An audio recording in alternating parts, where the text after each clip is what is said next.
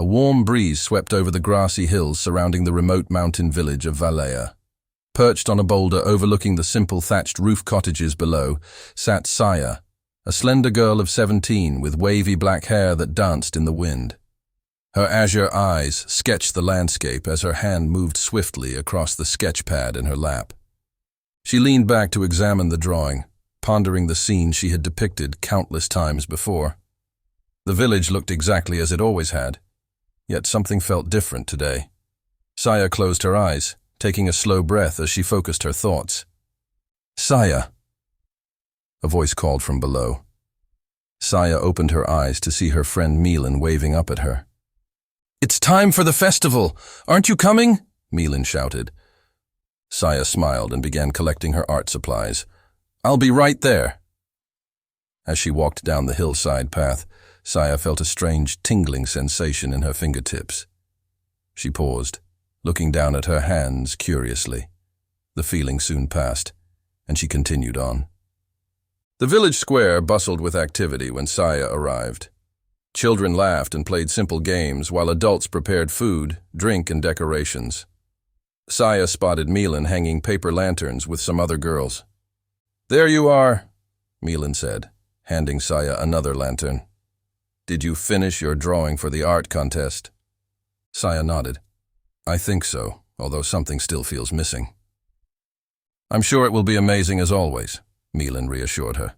"Now come on, we have to get these lanterns hung before sunset." The two friends worked together, joining in the lively chatter. Yet Saya felt distracted, her mind continuously wandering. As daylight began to fade, the villagers gathered around a large bonfire. A local band played upbeat folk music while an announcement was made for the start of the art contest. Saya hesitantly brought out her drawing to display along with the other entries. It depicted the hillside scene of Valea, rendered in Saya's usual detailed and realistic style. But she remained unsatisfied, feeling she had failed to truly capture the essence of her home. Examining the other pieces, Saya noticed a common theme. They all portrayed Valea exactly as it appeared. While visually accurate, Saya sensed something vital was missing, like viewing only the surface of the lake without the life teeming below. The tingling sensation returned to Saya's hands as she contemplated her own artwork. Closing her eyes once more, she focused inward. Without realizing, her fingertips began tracing delicate patterns in the air. Milan touched her arm suddenly, breaking Saya's concentration. "Look, Saya, look at the hanging lanterns," Milan exclaimed in awe. Saya's eyes shot open and she gasped. The paper lanterns had transformed from plain white to vivid colors with intricate floral patterns. Delicate butterflies and songbirds adorned their sides, as if preparing to take flight into the evening sky. Murmurs of shock and delight rippled through the crowd. "I don't understand," Saya whispered. "Did I do that?" She gazed down at her hands, then back at the stunning lanterns. For the first time, it seemed Saya had unknowingly captured and reflected the hidden essence of Valea for all to see. But was she truly the source of this mysterious transformation? A heavy silence fell across the village square, all eyes fixed on the vibrant lanterns that continued to flutter as if alive. Saya stood motionless, struggling to comprehend what she was seeing. "Saya, how did you... did you make the lanterns change?" Milan finally asked in stunned bewilderment. I'm not sure," Saya stammered. "I was looking at my drawing, trying to see Valea differently, more deeply somehow. When I closed my eyes, I could sense things. Feel the life force of the valley in a way I haven't before. My hands started moving on their own, and then you touched me and I opened my eyes and saw this." Saya swept her arm towards the decorations, the colors from the lanterns reflecting in her wide eyes. The villagers erupted into excited chatter, some praising Saya for this apparent feat, while others questioned suspiciously. The valley was no stranger to folk tales of magic, but no one had witnessed such a display before. "Silence, please!" Elder Naomi's voice rang out, bringing the crowd to attention. The elder was a statuesque woman with silver hair that fell to her waist. All regarded her as the spiritual leader of Valea. "It seems young sire has managed to capture not just the physical form of our valley, but its living spirit," Naomi proclaimed. "Look how our humble lanterns have been transformed into these wondrous sights." The onlookers nodded and voiced agreement. Saya felt all eyes on her again. Naomi beckoned her forward and guided the girl away from the congregation. "Tell me, child, how did you accomplish this?" Naomi asked once out of earshot. Saya shook her head helplessly. "I don't know, elder. I was trying so hard to depict the valley in my art, but it never felt like more than a shell of the real place.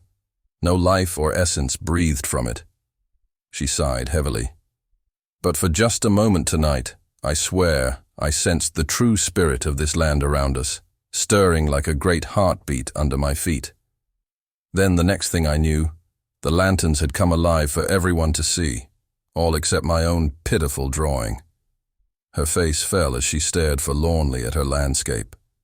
Naomi studied Saya closely.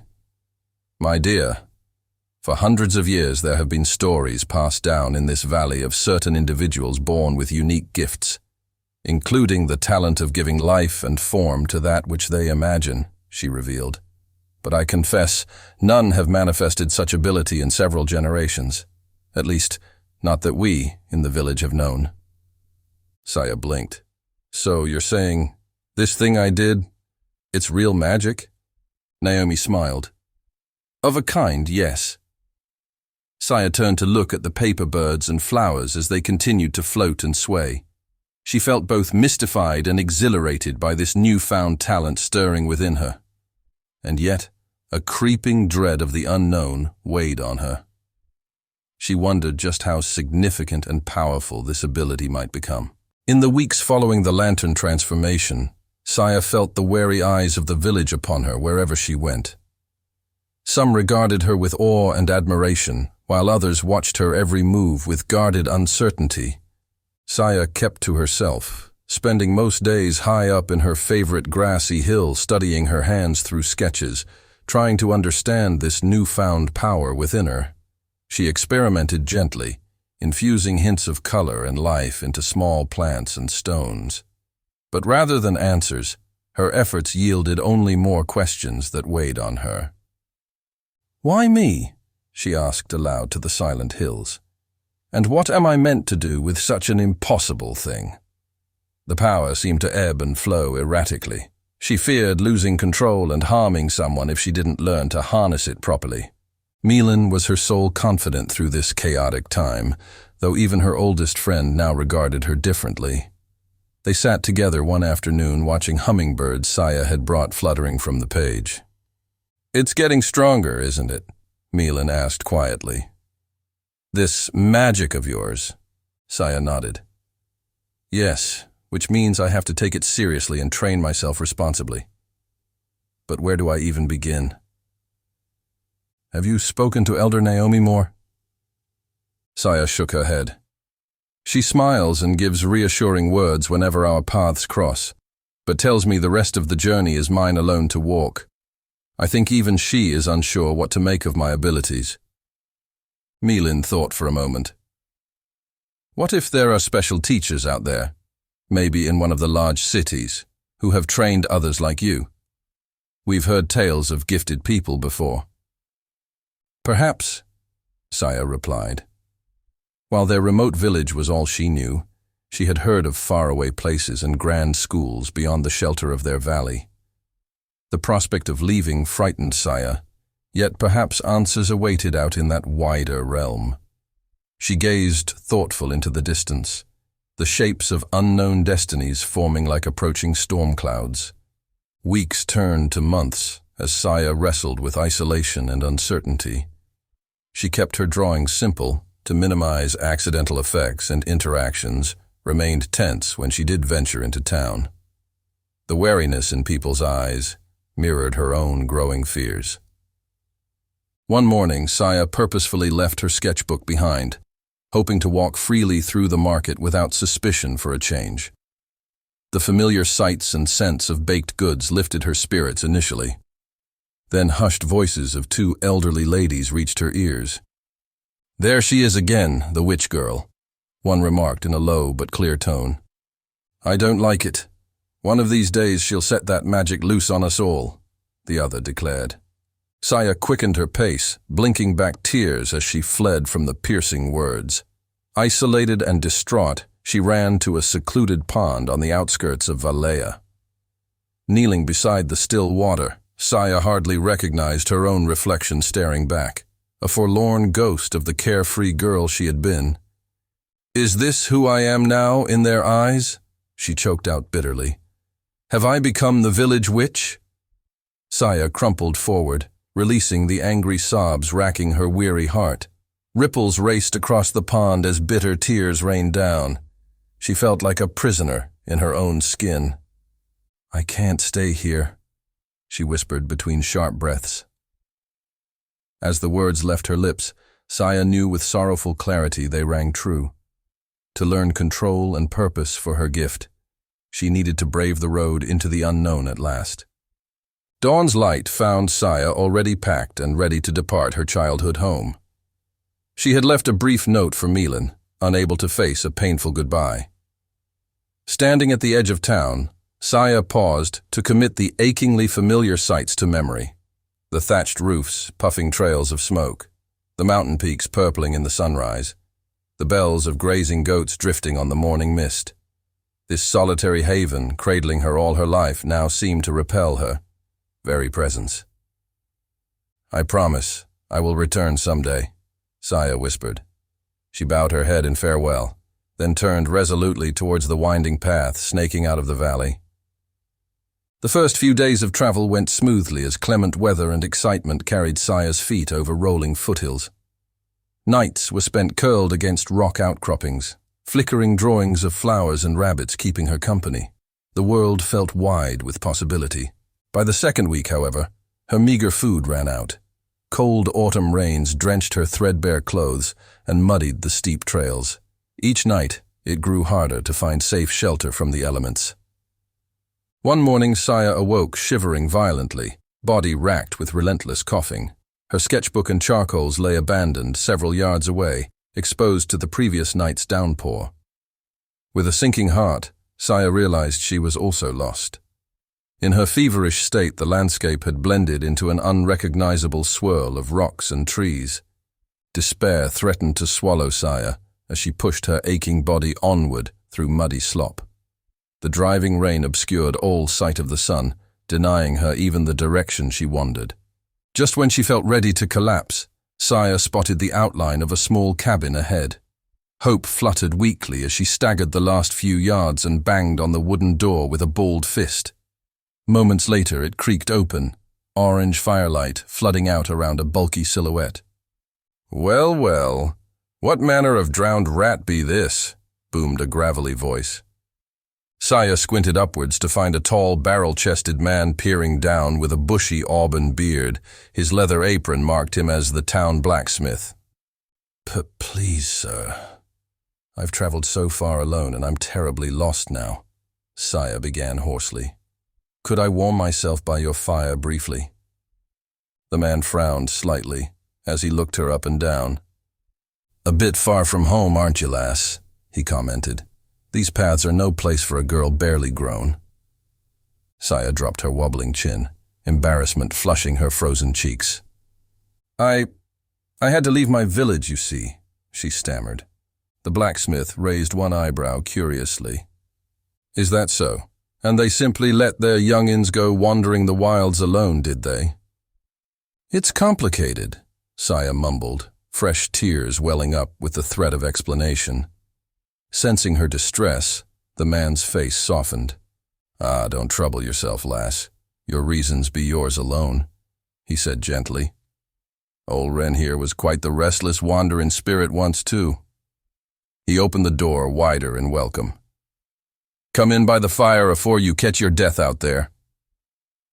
Saya sighed in teary relief, and thanks as she hurried inside, the man's kindness rekindling her dimming spirit. Saya spent the next few days recovering under the gruff but kindly care of Wren the blacksmith.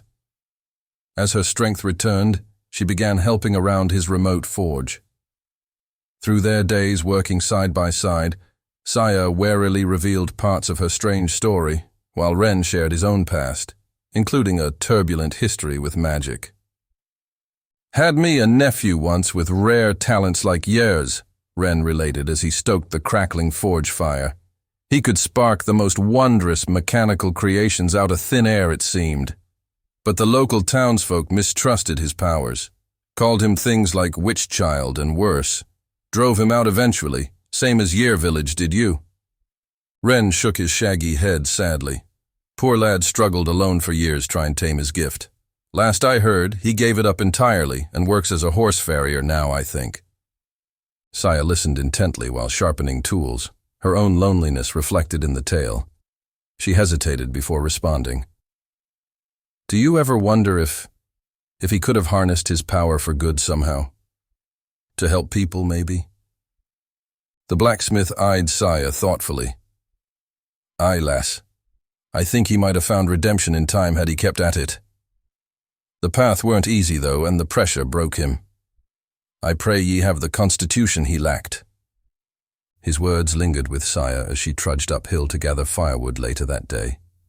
Her storm-sodden sketchbook tucked under one arm still served as a reminder of her own artistic magic lying dormant these past weeks. Saya realized that, without guidance, she risked abandoning her gift too, or watching it spiral out of control unnurtured. Emerging from the woods, Saya spotted thin plumes of chimney smoke rising in the distance ahead. Her wanderer's spirit suddenly kindled at the prospect of a village beyond Ren's isolated abode. "I wonder if they have a library or schoolmaster there," she whispered aloud. Perhaps this humble settlement held the key to resuming her quest. Saya felt the urgency to press on, reawakening within her heart after weeks adrift in self-doubt. She quickened her pace down the hillside back to the forge, new questions and possibilities already turning in her mind. The future's horizon shone a little brighter, knowing she wasn't alone on this path after all. Upon entering the workshop, Saya found Ren busy adjusting his leather bellows. Clearing her throat politely, she approached with a mix of trepidation and excitement. "Begging your pardon, but I couldn't help notice signs of a village west of here while I was out," she began eagerly. "Might it have buildings where I could keep educating myself? Like a library, perhaps?" Ren paused his work, eyeing Saya thoughtfully before replying. Ren's weathered face broke into a warm grin. "Aye, lass, Havendalt be just over the hills yonder," he replied, gesturing westward. "Sleepy place, but I reckon its schoolhouse may serve your scholarly aspirations. Worth taking a gander, I'd say." Saya's heart quickened, visions of dusty tomes and sage mentors already dancing in her mind. She glanced down, realizing with mild surprise she had subconsciously opened her rain-warped sketchbook mid-conversation. One delicate hand now hovered just above a fresh page, tingling with renewed inspiration. It seemed her artistic magic stirred back to life at the mere prospect of purposeful direction. "I shall pack my things straight away then, and impose on your hospitality no longer," Saya declared excitedly.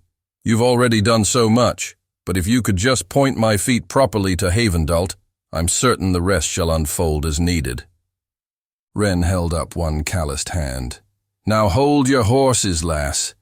You still seem a mite peaky from your journey and misadventures," he cautioned gently. "At least stay the night and recover a few more morsels of strength before you wander off again. I'd be happy to escort you to Havendalt town square myself, come sunrise." Saya nodded, wisdom tempering her impulsive zeal. "Of course, I do tend to let this gift pull me faster than good sense sometimes," she admitted with an impish grin. Her eyes drifted unconsciously back to the blank sketchbook page filled with brimming potential. With deliberate care, she slid the book onto a high shelf for safekeeping, like a living thing relegated to hibernation for now. The next morning dawned crisp and vibrant with promise. Saya gathered up her modest bags, while Ren hitched his pony to a weathered cart. "Can't be sending you off without proper supplies, can I?" he declared with a wink. "A fine young artist needs the right tools." Saya hugged the gruff blacksmith tightly at the edge of town some hours later, wiping away grateful tears as she thanked him profusely for all his kindness. "Your story is just beginning, lass, but you've the courage and dedication in spades," Wren proclaimed. "Trust to this rare gift of yours, and mold it like the fine steel I twist.